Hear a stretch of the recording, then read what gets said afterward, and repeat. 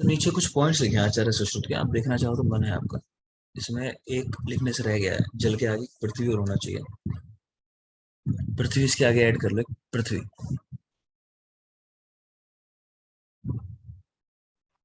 जल, अग्नि, वायु और आकाश तो यहाँ लिखे हुए हैं, आगे पृथ्वी और है। लिखना चाहो तो लिख लो। पृथ्वी में लिख लो ईशत कषाय, जैसे यहाँ लिखा ना एक लाइन नीचे कि ईशत, फिर एक नीचे लिखा हुआ है प्रायशो। ईशत वाली लाइन के आगे लिख लो, लिखो ईशत कषाय, और नीचे लिखो प्रायशो मधुर, अगर नहीं लिखा हुआ हेलो आपके नोट्स में। हाँ बोलिए। सर, अभी जस्ट जस्ट ज्वाइन किया सर। हाँ कुछ नहीं स्टार्ट किया, ये पहले पॉइंट पढ़ रहे हैं कि आचार्य सुश्रुत के अनुसार ये कि जल के अंदर कौन सा रस होता है, तो ईशत कषाय अम्ल लवण ये है ना, प्रायशु मधुर है। जल, अग्नि में ईशत अम्ल लवण है, प्रायशा कटु है। वायु ईशत तिक्त है, प्रायशा कषाय है। आकाश अव्यक्त रस वाला है। एक पॉइंट और ऐड कराया मैंने बस, शुरुआत में लिख लो पार्थिव, यानी पृथ्वी महाभूत वाले जो द्रव्य होते हैं वो कैसे होते हैं, ईशत कषाय, और फिर नीचे लिख लो प्रायशा मधुर। इसको चाहो तो देख लेना, वैसे सवाल तो मैंने इसमें भी देखा नहीं है ऐसा, लेकिन गाइड में है सवाल। तो वैसे रिसेंटली अपने सामने तो नहीं देखा कहीं पूछा गया एग्जाम में से। ठीक है, तो देख लेना कि जैसे आकाश को पूछ ले, मान लो आकाश का रस कैसा होता है, तो आपको पता होना चाहिए अव्यक्त रस वाला होता है। कोई पूछ ले भाई वायु का कैसा रस है, अगर वो लिख के दे, मान लो कि वायु होती है ईशत कषाय प्रायशो मधुर, ऐसा रख के देगा पुराण से, तो आपको सेलेक्ट करना होगा, है ना। ईशत कषाय है, या वो दे देगा ईशत कषाय अम्ल लवण प्रायशा मधुर, आप समझ गए। ऐसा नहीं है कि पहला पार्ट गलत सेकंड वाला ठीक है, बस प्रायशा कषाय तो है। और अग्नि प्रायशः कटु होता है, आप जानते हो, अग्नि सोच के माइंड में आता है कि कटु चीज को। और जल और पृथ्वी ये दोनों प्रायशः मधुर होते हैं, तो इतना जरूर याद रखना, प्रायशः वाला तो जरूर याद रखना, वो मेन पार्ट है। आगे देखिए, एक श्लोक लिखा है, काफी बार सुना होगा कि दुनिया में जो भी कुछ है वो सब कुछ मेडिसिन की तरह इस्तेमाल हो सकता है। तो श्लोक नंबर 12 है इस चैप्टर में, तो रेफरेंस कभी कभी पूछ लेता है। 26 नंबर चैप्टर, अनेन उपदेशेन नानोषधि भूतम जगति किंचित द्रव्यम उपलभ्यते, ऐसा करके लिखा हुआ है कि इस तरह से कोई भी द्रव्य ऐसा नहीं दुनिया का जो औषध का काम ना कर सके। नेक्स्ट देखोगे, अनेन निदर्शनेन नानौषधि भूतम जगति किंचित द्रव्यम स्थिति, ऐसा श्लोक सुश्रुत में भी आया है सूत्र 41 के अंदर। अगर दोनों को पहचानना हो तो वहां पर द्रव्यम स्थिति इस तरह करके शब्द आया है, द्रव्यम स्थिति करके इस तरह शब्द आया है, ये भी देख सकते हो सुश्रुत सूत्र 41 में।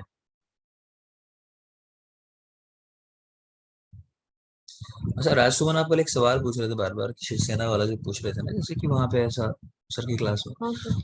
ऐसा यूपी में आपने जैसे देखा होगा पीछे कि, ये सपा पार्टी थी है ना, तो यहाँ तो बाप बेटे के बीच बात थी, और वही उसके फाउंडिंग मेंबर भी हैं। तो यहाँ पे भी ऐसा नहीं है कि मतलब कि जो उसके फाउंडर हो वो जो निशान है वो उनका ही रहेगा, क्योंकि जब आप फाउंडिंग मेंबर तो आप हो, लेकिन उसके बाद क्या है कि जैसे एक संस्था बन गई है ना, उसके अधिकार होते हैं, तो वो संस्था तय करती है कि अब वो मार्क के साथ, मतलब मार्क आपको मिलेगा या किसी और को मिलेगा, है ना। ज्यादातर जो परसेंटेज है वो किसके साथ है, जो लोग हैं, वहां भी ऐसा कुछ ऐसा ही होता है रूल, है ना।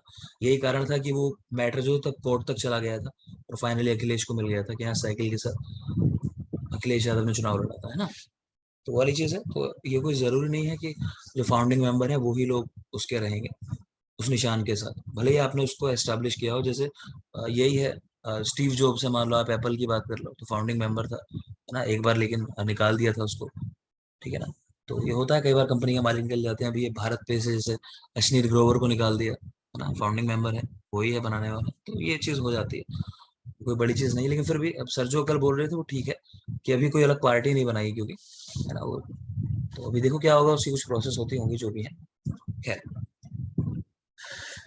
नेक्स्ट देख रहे हैं, चरक के अनुसार श्रेष्ठ है प्रभाव, सुश्रुत के अनुसार श्रेष्ठ है द्रव्य। चरक श्रेष्ठ है प्रभाव, और सुश्रुत के अनुसार श्रेष्ठ है द्रव्य। चरक की बात करें और सुश्रुत की बात करें, एक सवाल आ जाता है कि श्रेष्ठ कौन है। चरक और सुश्रुत के डिवीजन में ये किसे श्रेष्ठ मानते हैं, मतलब रस को, गुण को, वीर्य को, विभाग को, क्योंकि ये बात आती है कि कुछ द्रव्य तो रस से काम करते हैं, कुछ अपने विभाग से, कुछ कर्म से, कुछ प्रभाव से, ठीक। तो चरक के अनुसार सबसे श्रेष्ठ है प्रभाव, ये लास्ट वाला। तो इनका क्रम है रस, विपाक, वीर्य और प्रभाव। तो सबसे श्रेष्ठ रस अगर क्रम में लगाने को आ जाए, और आ जाता है रस, फिर विपाक, फिर वीर्य, फिर प्रभाव, याद रखना। सुश्रुत की अगर बात करें तो इनका सबसे श्रेष्ठ है द्रव्य, यहाँ जो लिखा हुआ है। तो इनका क्रम है विपाक, वीर्य, रस और द्रव्य। ठीक है, तो याद रखना चरक का श्रेष्ठ है प्रभाव और सुषुप्त का श्रेष्ठ है द्रव्य। अब जैसे याद रखोगे अपनी कहानी बना लेना, आगे कोड लिखा हुआ है उसे कि रवि पर वीर्य का प्रभाव चरक का याद करने के लिए। तो रा से रस, वी से विपाक, वीर्य से वीर्य, प्रभाव यानी प्रभाव, और सुश्रुत के सीधे याद कर लो चाहे तो विपाक, वीर्य, रस, द्रव्य। चाहे तो ऐसा कर लो, किसी की शादी हो रही होगी और शादी कैंसिल हो गई, मतलब मेल की, तो वाइफ ने रिजेक्ट कर दिया होगा उसको, जो होने वाली बीवी थी, तो बीवी ने रद्द कर दिया, चाहे तो ऐसे कर लो। तो बीवी मतलब विपाक, वीर्य, रद्द कर दिया तो रस और द्रव्य मतलब रद्द। खैर आगे चलते हैं। चरक और सुश्रुत के कुछ सीधे पॉइंट्स हैं जो आपको रटने हैं एग्जाम पॉइंट ऑफ व्यू से। क्या है? तो यत कुर्वन्ति तत्कर्म, जो काम करे उसको, तो जो होता है यत कुर्वन्ति, जो किया जाए, सॉरी, यत कुर्वन्ति तत्कर्म, येन कुर्वन्ति तद वीर्यम, जो करे वो वीर्य, जो काम करे यानी पोटेंसी जो है काम करने की क्षमता, उसको वीर्य कहता है। यत्र कुर्वन्ति तत् अधिकरणम, है ना, जिस पर काम किया जाए वो अधिकरण है। यदा कुर्वन्ति सा काला, जब किया जाए वो काल है। यथा कुर्वन्ति सा उपाय, जिससे किया जाए और जिसकी सहायता से, वो उपाय है यथा। यत साध्यंति तत्फलम, जो फाइनली प्राप्त हो आपको मिले, है ना, साधित जो है वो ही फल है। तो ये चरक की बातें हैं, इनको याद रखोगे, है ना। याद कैसे रखना, अगर थोड़ा सा भूल जाओ तो जैसे मैं जो कैसे याद रखता हूँ कि देखो यात्री जो होता है ना, वो सीट कवर कर लेता है। पहले बहुत कॉमन था कि ट्रेन में जा रहे हो, बस में जा रहे हो, सीट नहीं मिलती थी, लोग बच्चों को खिड़की से घुसा दिया करते थे अंदर, है ना, बस वगैरह में, और या फिर अपना बाहर से हैंकी फेंक के मार दिया, बैग फेंक के मार दिया सीट के ऊपर, फिर लड़ाई होती थी अंदर जाके, ये सीट मेरी है ना। तो यात्री जो है सीट का अधिकरण कर लेता है, घेर लिया करते थे सीट पहले। तो यत्र कुर्वन्ति, यात्री जो है अधिकरण करके बैठ गया, अधिकार बना के बैठ गया सीट के ऊपर कि मेरी है। यदा कुर्वन्ति, तो बार बार कहता हूँ, घरों में पहले बहुत कॉमन था, वो गीता का श्लोक एक लिखा रहता है, यदा यदा ही धर्मस्य ग्लानिर्भवति भारत करके एक श्लोक है वो, है ना, अभी उत्थानम तदात्मानं वाला। तो वो सोच सकते हो कि यदा यदा, कि जब जब धर्म की हानि होगी, मैं श्री कृष्ण पृथ्वी पर जन्म लूंगा दुष्टों का संहार करने के लिए। तो वो समय की बात की गई है, काल की, ठीक है ना, यदा यदा, तो वहां से रिलेट कर सकते हो, यदा कुर्वन्ति सा काला, यथा कुर्वन्ति सा उपाय। तो अक्सर जब आप लोगों के पास कुछ हेल्प मांगने जाते हो ना, तो लोग ऐसा कर देते हैं, हर चीज को मना कर देते हैं। जहां आप कहोगे भाई मुझे पैसे चाहिए, तो कहेंगे अरे आप थोड़ा सा लेट हो गए, अभी कल परसों ही मैंने उसको दे दिए, है ना। तो अपना उपाय जो है हमेशा ऐसा बता देंगे कि वो अभी नहीं रहा, हमारे पास था, अभी नहीं है, क्योंकि हेल्प नहीं करनी, कुल मिला के बात ये है, डर है कि जो आज उधार ले रहा है कल कहां से चुकाएगा। तो यथा कुर्वन्ति सा उपाय, यत साध्यंति तत्फलम, तो फल के लिए साधना होती है ना, जबकि मना किया गया है कि फल की इच्छा मत करो, तुम तो बस पढ़ते जाओ, सिलेक्शन देना मेरा काम है अर्जुन, है ना। लेकिन अर्जुन जो है वो इसीलिए परेशान है। येन कुर्वन्ति तद्वीर्यम, ठीक है, जो करता है काम को, मतलब पोटेंसी, है ना, वीर्य का मतलब समझे तो पोटेंसी, तो पोटेंसी से ही काम होता है, आपकी क्षमता से। तो आपकी क्षमताएं हैं जिनके आधार पे आप कुछ काम करते हो। और यत कुर्वन्ति तत्कर्म, जो किया जाए वो है काम। तो रट लेना चरक वाला। सुश्रुत का एक मेजर डिफरेंस है, बस जो याद रखना है हमें, उसी के लिए यहाँ लिखा हुआ है। तो यहाँ देख रहे हो लिखा है यत कुर्वन्ति तत् अधिकरणम, यत्र की जगह यत लिख दिया, यत कुर्वन्ति तत् अधिकरणम, जबकि चरक में देख रहे थे यत कुर्वन्ति तत्कर, ऐसा है। तो ये डिफरेंस है, इसको आपको याद रखना है। यत कुर्वन्ति तत् अधिकरणम कह दिया, यत्र की जगह यत कह दिया, बस इतना ध्यान रखो सुश्रुत में, और कुछ नहीं याद करना। नेक्स्ट है द्रव्यों के अनुसार रसों के विकल्प 63 और संयोग 57। इसको कैसे समझना है, देखो कि विकल्प और संयोग में अंतर कैसे आ गया। देखो विकल्प तो हुए रसों के जितने भी पॉसिबल कॉम्बिनेशन आप बना सकते हो, तो नीचे लिखे हुए भी हैं कि जैसे सिंगल सिंगल रस आप काउंट करो तो 6 है ना, मधुर, अम्ल, लवण, कटु, तिक्त, कषाय। दो दो वाले 15, तीन तीन वाले 20 बना सकते हो कॉम्बिनेशन, चार वाले 15, पांच वाले 6, छह वाले 1। मतलब समझ में आया क्या कर रहे हैं, ये कॉम्बिनेशन बना रहे हैं कि दो दो रस के कितने आप अलग अलग कॉम्बिनेशन बना सकते हो, कि मधुर अम्ल, अम्ल लवण, तिक्त कटु, कटु कषाय, ऐसे करके तो 15 बना सकते हो। ठीक है, तीन तीन रस के 20 कॉम्बिनेशन बन सकते हैं कह रहे हैं। इसी तरह 4 4 रस के 15, 5 5 के 6 और 6 6 का 1। ऊपर एक और लिख दिया, 1 1 के 6। लेकिन ये लिखने का मतलब हो गया कि हमारी हेडिंग गलत हो गई, इसको ठीक कर लो। संयोग की जगह यहाँ विकल्प लिख लो आप। ये संयोग नहीं है, विकल्प लिखे हुए हैं। क्योंकि अगर संयोग लिखते ना तो सिंगल सिंगल वाले की बात नहीं करते, क्योंकि अकेला थोड़ी मिला हुआ है किसी से, है ना। एक रस उन्होंने 6 दे रखे हैं कि मधुर, अम्ल, लवण, कटु, तिक्त, कषाय। तो 6 विकल्प दे रखे हैं रसों के, ठीक है ना। जब संयोग की बात करेंगे ना तो बस ये वाले कम हो जाएंगे, एक वाले 6, क्योंकि संयोग तो हो नहीं रहा, सिंगल सिंगल रस है। तो संयोग 57 हो जाते हैं और विकल्प हो जाते हैं 63, 63। तो वही 6 का अंतर आ जाता है बस। बात समझ में आ गई? क्योंकि संयोग में कॉम्बिनेशन होगा, सिंगल रस का कॉम्बिनेशन थोड़ी है, सिंगल रस तो सिंगल सिंगल ही है। तो इसको याद रखना। एक तो ये सवाल आता है कि विकल्प कितने हैं, संयोग कितने हैं। दूसरा सवाल आता है कितने कितने हैं, किस रस, कितने रसों के अनुसार, कि एक रस वाले 6। सबसे कॉमन जो पूछे जाते हैं वो है 2 3 4 रस। इनको बिल्कुल याद रख लेना। तो 2 और 4 वाले 15 15 कॉम्बिनेशन है, 2 और 4 वाले 15 15, और 3 वाले 20। तो ये बिल्कुल याद कर लेना, 2 वाले 15, 4 वाले 15 देख रहे हो, 3 वाले 20 है। बाकी 6 रसों, ये अलग अलग है 6 रस, ये याद ही नहीं करना आपको। 5 रस वाले 6 संयोग है, और 6 रस वाला एक ही संयोग हो सकता है कि 6 के 6 रस एक जगह मिला दिया आपने। अब चलते हैं तेजी से, अब चीजें कम जरूरी है, अब तेजी से फिनिश करते हैं इस चैप्टर को। सर क्वेश्चन कैसे आएगा? क्या बोल रहे हैं? विकल्प पे क्वेश्चन कैसे आएगा सर? विकल्प पे क्वेश्चन ऐसा आएगा कि पूछ लेगा, मान लो 3 रस वाले कुल कितने विकल्प हैं, तो आंसर है 20 20, है ना। या पूछ ले कुल रसों के अनुसार कुल विकल्पों की संख्या, तो 63। पूछ ले संयोग, तो 57। या पूछ ले मान लो कि एक रस के अनुसार, एक रस के अनुसार रसों के संयोग हैं, तो ये कोई मेरे जैसे व्यक्ति बना सकता है। तो 0 15 20 30 कुछ भी बना देना तो 0 हो जाएगा, या फिर दे they none of the above, तो वो हो नहीं सकते। तो वो वाली बात है, तो देख लेना। आगे चलते हैं।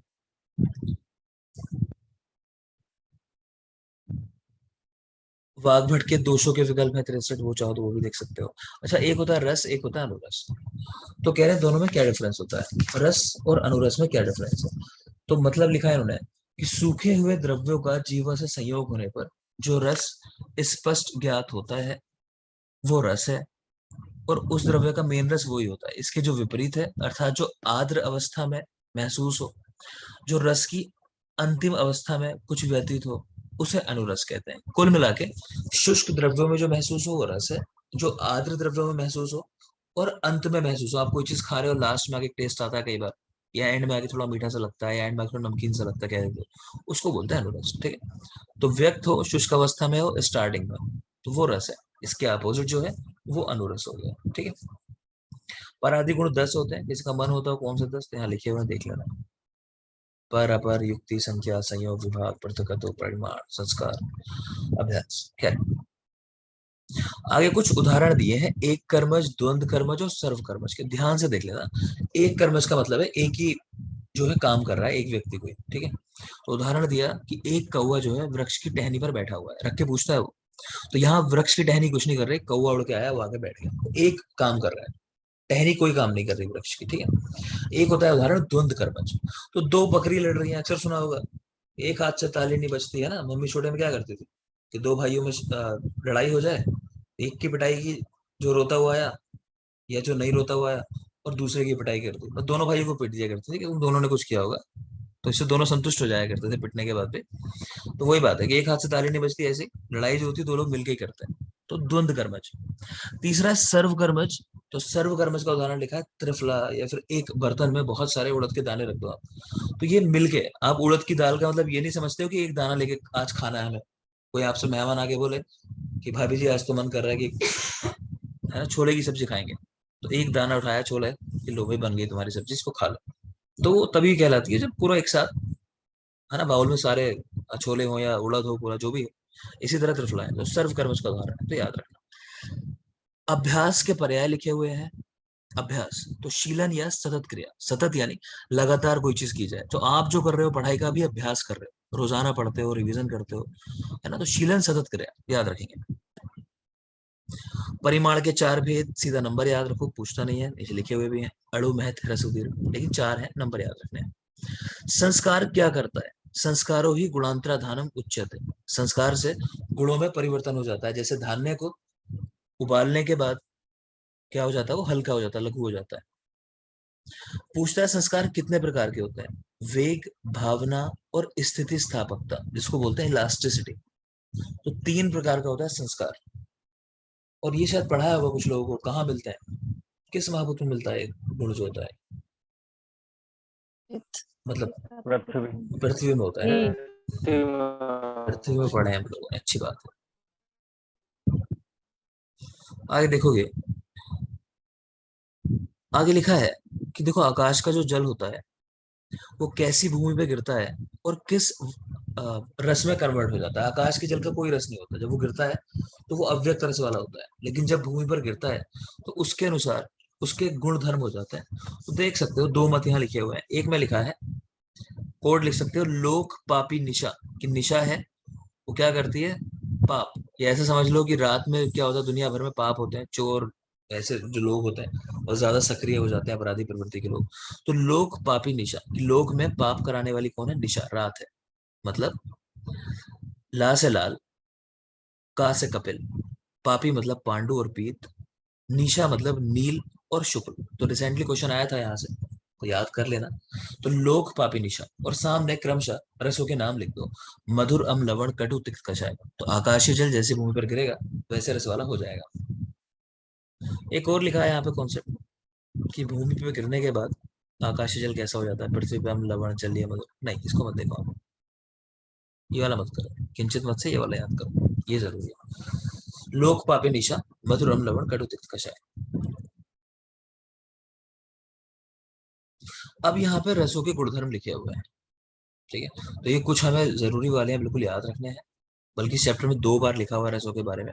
तो मधुर रस देखो, कह रहे हैं इसमें सोम गुण की प्रधानता है, यानी जल महाभूत की प्रधानता है। वैसे आपने देखा है कॉम्बिनेशन, तो क्या होता है मधुर रस का कॉम्बिनेशन? कौन कौन से महाभूत होता है? जल और पृथ्वी। पृथ्वी और जल। ठीक है, तो पृथ्वी और जल है। वैसे इस लाइन से आप समझ सकते हो कि जल गुण की ज्यादा प्रधानता होती है। विषवर्धक रस, तो लवण रस। विष को बढ़ाने वाला रस है लवण रस, है ना? ज्यादातर घटनाएं आपको इस तरह की मिलेंगी, जो पॉइजनिंग वाली घटनाएं हैं, तो लोग या तो दुश्मनी में मार देते हैं या अक्सर प्रेम में, पहले बहुत ज्यादा होता था, तो ऐसे भी याद रख सकते हो, प्रेम में यानी लव में विष, है ना? तो विष वर्धक तो लवण रस। विष नाशक, मधुर और तिक्त। तो अगर आप में बुद्धिमानी है, मति है, दिमाग है, तो मति से आप विष को नष्ट कर सकते हो। मति यानी मधुर और तिक्त रस, ये विष को नष्ट करने का काम करता है, मति। कटु रस, तिक्त रस, ये कृमिनाशक है, देख लेना, कुछ खास नहीं है। आगे चलते हैं। लेखन करने वाला कटु रस समझ ही आ रहा होगा। ये बहुत पूछता है, स्तन्य शोधक रस, बिल्कुल याद कर लेना, तिक्त रस। स्तन्य शोधन का काम करता है तिक्त रस, बिल्कुल जरूर, मोस्ट इंपोर्टेंट। सर्वरस प्रत्यनिक भूत, यानी सभी रसों के अगेंस्ट काम करने वाला, एंटी, तो लवण रस, बहुत जरूरी है। सर्वरस प्रत्यनिक भूतम, तो लवण रस।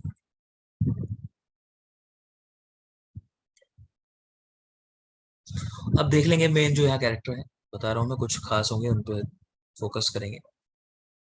मधुर रस के बारे में था, कोई खास बात नहीं थी वहां। अम्ल रस देख रहे हो आप? अम्ल रस में देख सकते हो कि खाने में रुचि उत्पन्न करता है ना? मनोबोध्य थी, तो मन को दोबारा से मतलब कह दो कोई अच्छा कर देता है, जगा देता है। हृदयम तर्पयति, तो आपने हृदय महाकषाय देखे हैं, वहां भी देखा है, सारे फल थे वहां पे खट्टे, अगर ध्यान आ रहा हो तो, है ना? तो वहां से याद कर सकते हो। अम्ल रस हृदय का तर्पण करता है। आस्यम श्राव्यति, और छोटे बच्चे का वीडियो बहुत देखा होगा व्हाट्सएप पे, पहले बहुत आता था वो छोटा सा, कि बच्चा जैसे खट्टा कुछ खाता है एकदम उसके मुख से जो है श्राव होने लगता है, चेहरा बना लेता है अपना, आंख नाक कान बंद कर लेता है एकदम, आंखें बंद करके अपने, है ना? तो आस्यम श्राव्यति, तो ऐसे याद कर लेना।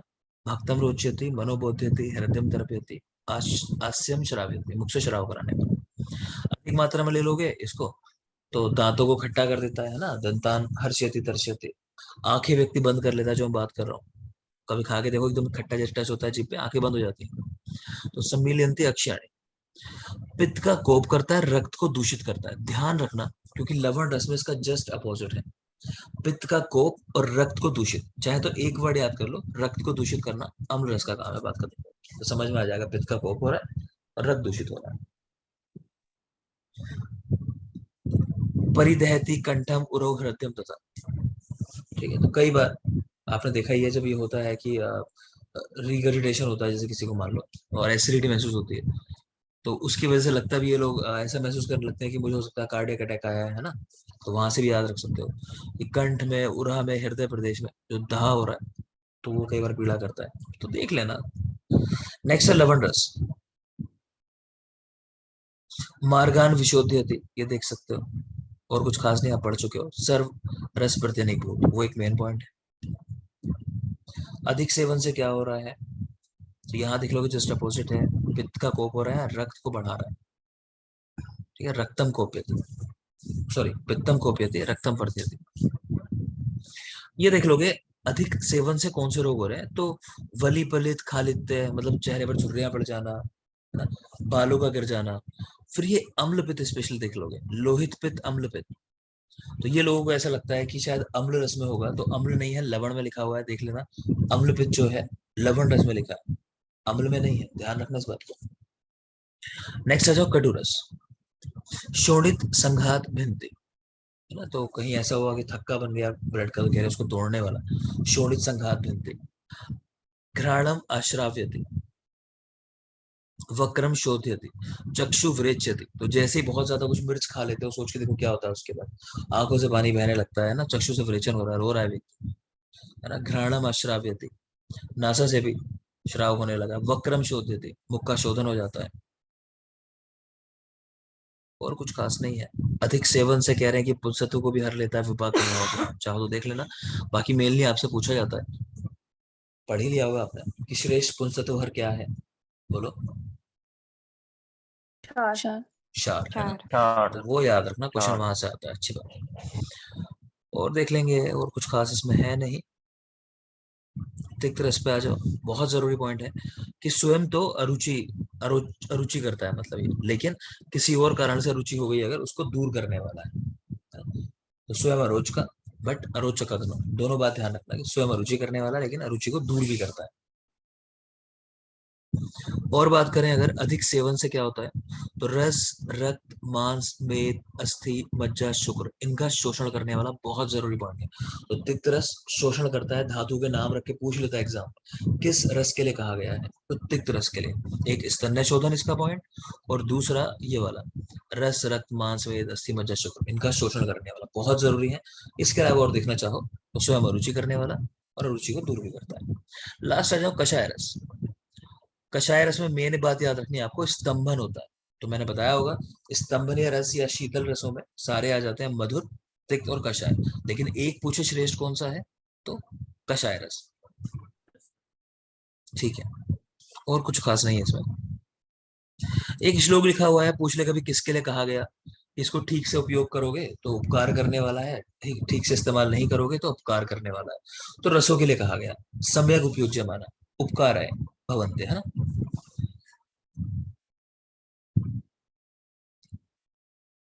ये कुछ सीधी परिभाषाएं हैं, देख लेना। विपाक जो है, विपाक को कर्मनिष्ठ है, विपाक को कर्मनिष्ठ श्लोक मिलता है। नागार्जुन ने कहा परिणाम लक्षणों विपाका, ये चैप्टर 1 में आपको पढ़ा चुका हूँ वैसे भी। शिवदास सेन ने कहा विपाक के लिए, अवस्था पाक अपेक्षा है विशिष्ट पाका विपाका। त्रिविध अवस्था पाक का उल्लेख किया चक्रपाणी ने। सब द्रव्य गुण के पॉइंट्स वहां पढ़ाऊंगा। त्रिविध अवस्था पाक बाय चक्रपाणी, क्या होता है। 15 नंबर चैप्टर देखा होगा आपने चिकित्सा का, चरक का, तो वहां बताया होगा शुरू में कटु अवस्था पाक होता है, फिर विदग्ध अवस्था पाक कह लो, या पित्त बनता है जहाँ पे, और माफ करें उल्टा बोल गया, लास्ट में कटु अवस्था पाक होता है, शुरुआत में मधुर अवस्था पाक होता है ना, कफ बनता है, लास्ट में वात बनता है, और मध्य में पित्त बनता है। तो वो जो 3 स्टेजेस है ना, उनको चक्रपाणी ने त्रिविध अवस्था पाक कह दिया, तो याद रखेंगे त्रिविध अवस्था पाक बाय चक्रपाणी। कह रहे हैं इसको रस विपाकवाद भी कहते हैं, त्रिविध अवस्था पाक वाले को रस विभागवाद भी कहते हैं। इसका आधार त्रिदोषवाद है। यहाँ लिख भी दिया देखो कि मधुर अम्ल कटु अवस्था पाक, जब आप खाना खाते हो शुरू में कफ बढ़ता है, मध्य में पित्त बढ़ता है, अंत में वात बढ़ता है। और ये प्रोसेस कहाँ होती है, ये नाम भी दिया हुआ है। तो मधुर अवस्था पाक आमाशय में होता है, अम्ल अवस्था पाक पच्यमानाशय, और कटु अवस्था पाक पक्वाशय। बेटा कल से आईडी चेंज हो जाएंगे, ध्यान रखना। नई आईडी ज्वाइन करोगे आज शाम से, मैं आईडी चेंज कर रहा हूँ, ठीक है। तो सारी आईडी से नई आईडी मिल जाएंगे आपको आज। नई आईडी से ज्वाइन करेंगे। और अभी किसी को मना कर देना, अभी कोई अगर ज्वाइन करना चाहता हो तो अब जो है, अब आगे के लिए, आज के बाद अब नहीं किसी को ज्वाइन कराऊंगा। कोई भी अगर नया भी हो मना कर देना, क्योंकि उधर जीके में भी अब पॉसिबल नहीं है कि क्लास होती जा रही है वो किस तरह से वापस कराएंगे। हाँ, तो यहाँ से कोई अगर आपसे पूछता है, आपका कोई साथी ज्वाइन करना चाहता है, तो कह देना कि आज के बाद से अब कोई इस साल ज्वाइन नहीं कराएंगे, अब सीधे नेक्स्ट ईयर, है ना, मतलब अगले सेशन में, अगली बार। तो इस बार के लिए कोई नया बैच अब कुछ नहीं होगा, ना अभी कोई ज्वाइन कराएंगे, ठीक है। तो मधुर अवस्था पाक आमाशय और कफ दोष बनता है। अम्ल अवस्था पाक पच्य मानाशय में होता है और पित्त दोष बनता है। कटु अवस्था पाक पक्वाशय में होता है और वात दोष बनता है। आगे चलोगे, ये देख लेना, ये काफी जरूरी है। किसका ज्ञान कैसे होता है, परमाणु की बात भी है और सीधे देखकर भी बात है, मतलब महसूस करके भी उसको। तो कह रहे हैं वीर्यम तु क्रियते येन या क्रिया। आप पढ़ ही चुके हो, येन वाला श्लोक देखा था कि वीर्य क्या होता है, जो क्रिया करे, जो काम करे, ठीक है। फिर कह रहे हैं कि रस का पता कैसे चलता है, देखोगे, रसे निपाते द्रव्याणाम विपाकः कर्मनिष्ठ है। कह रहे हैं रस का पता चलता है निपात से, जब कोई चीज आके टच होती है जीवा पे एक बार, निपात कहते हैं गिरना, मतलब या संपर्क में आना, तो रस का निपात से पता चलता है। विपाक कर्मनिष्ठ है, विपाक का पता चलता है द्रव्य के कार्य करने से, है ना, विपाक कर्म के ऊपर निर्भर करता है।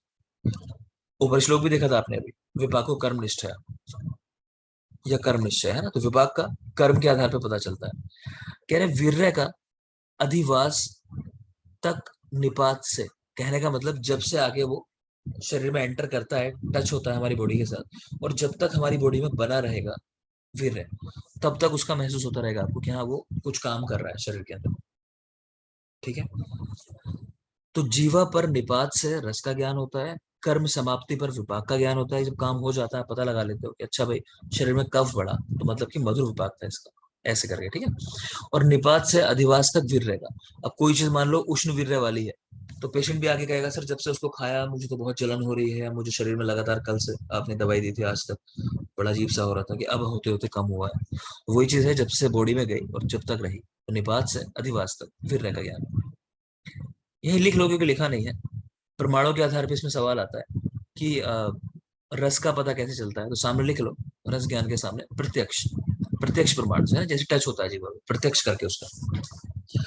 फिर विपाक में लिख लो अनुमान से, अनुमान, तो आप आइडिया लगाते हो, आपने कर्म देख लिया तो फिर आप समझ गए कि अच्छा भाई ऐसा हुआ होगा, ये शायद मधुर विपाक वाला होगा तभी ऐसा काम हुआ। तो विपाक का पता अनुमान से चलता है। और तीसरा देख पा रहे हो वीर्य ज्ञान, तो वहां लिख लो प्रत्यक्ष और अनुमान दोनों से, प्रत्यक्ष अनुमान दोनों से पता चलता है।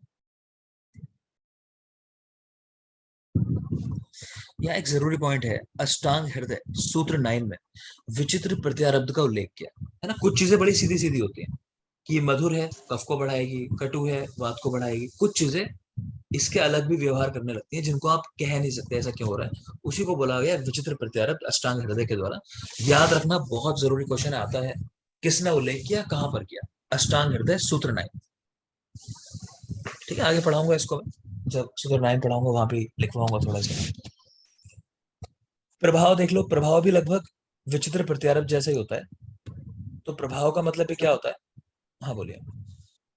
सर मैं एक बार वीडियो वाला बताओ सर, इसमें क्या है, जीवा पर प्रभाव एक बार समझ में नहीं आता, एक बार क्या लिखना है सर इसमें।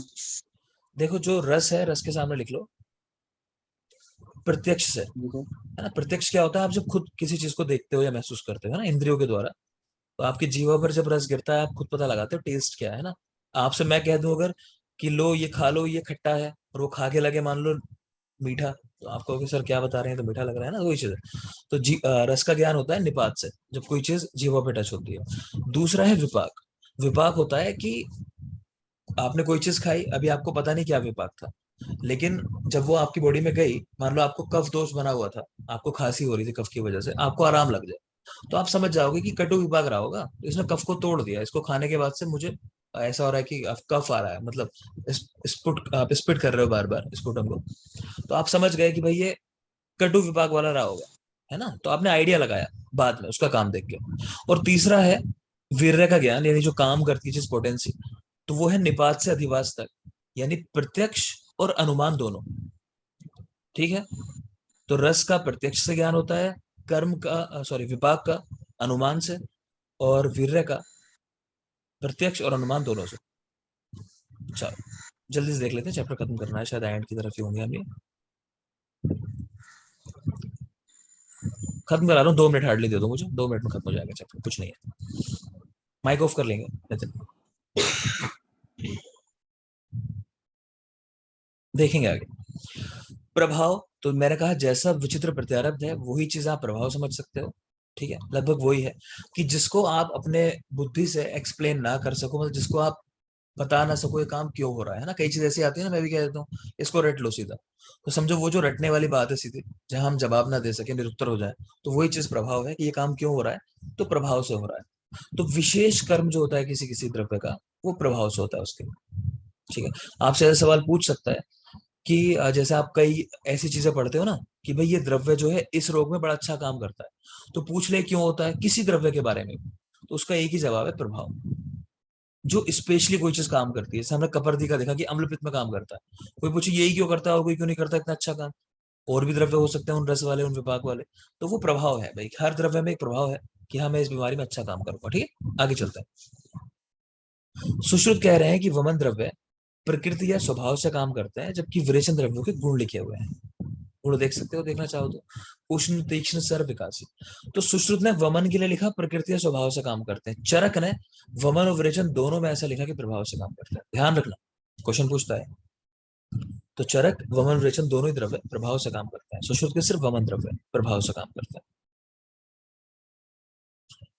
आगे चलेंगे, वही रस दोबारा से एक बार लिखे हुए हैं, तो कुछ जरूरी हो तो वो देखने के लिए है।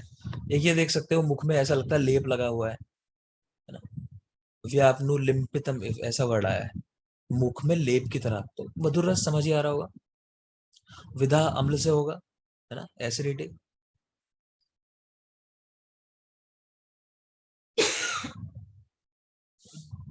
कषाय रस में एक लास्ट पॉइंट देख पा रहे हो, बंधात याचा कंठा, कैसा लगता है गला मेरा जैसे बंध गया है ना। कषाय रस, लोग फिटकरी से कई बार कहते हैं कि हम गरारे करके आ गए सर, अब हमें ऐसा लग रहा है कि मेरा पूरा गला बंध गया, तो ये कारण है, कषाय रस होता है उसके अंदर। नेक्स्ट है विरोधिक आहार। तो आप अगर विरुद्ध चीजों का सेवन करते हो, जैसे मान लो मीठे के साथ खट्टा खा लिया, जो मना करते हैं ना, इस तरह की चीजें करना, तो उसको बोलते हैं विरोधिक आहार। तो उससे क्या हो जाता है, बहुत सारे रोग हो जाते हैं। उनकी चिकित्सा क्या कराओगे, तो वमन विरेचन, और जो भी खाया उसकी विपरीत चिकित्सा करना। ये देखोगे एग्जाम्पल दिया है, चिलचिम मछली होती है, उसके साथ दूध का सेवन करने से क्या होता है, तो रक्त दुष्टिजन्य रोग, विबंध, आम विष, ये सब।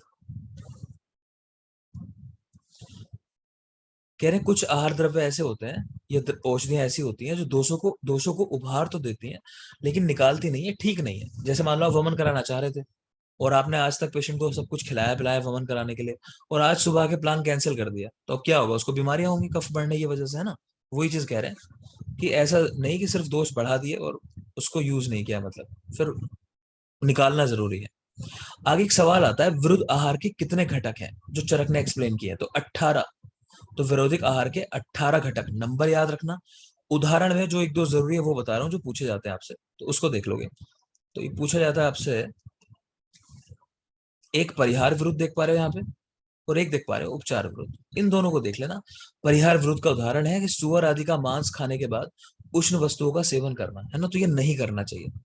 सुअर के मांस के खाने के बाद उष्ण वस्तुओं का सेवन मना है, इसको बोला जाता है परिहार विरुद्ध, अगर आप ऐसा कर लेते हो तो, है ना, अगर सेवन कर लिया तो परिहार विरुद्ध।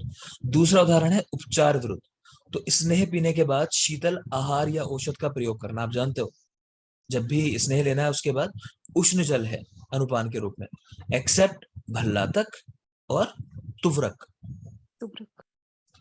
और अगर आप ऐसा नहीं करते हो ना, तो कौन सा रोग हो जाता है,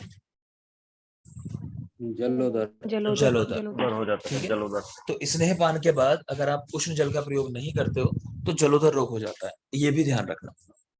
तो बस ये फिनिश हुआ, थैंक यू, ये चैप्टर फिनिश हुआ हमारा। शाम को मिलते हैं नेक्स्ट चैप्टर के साथ, थैंक यू।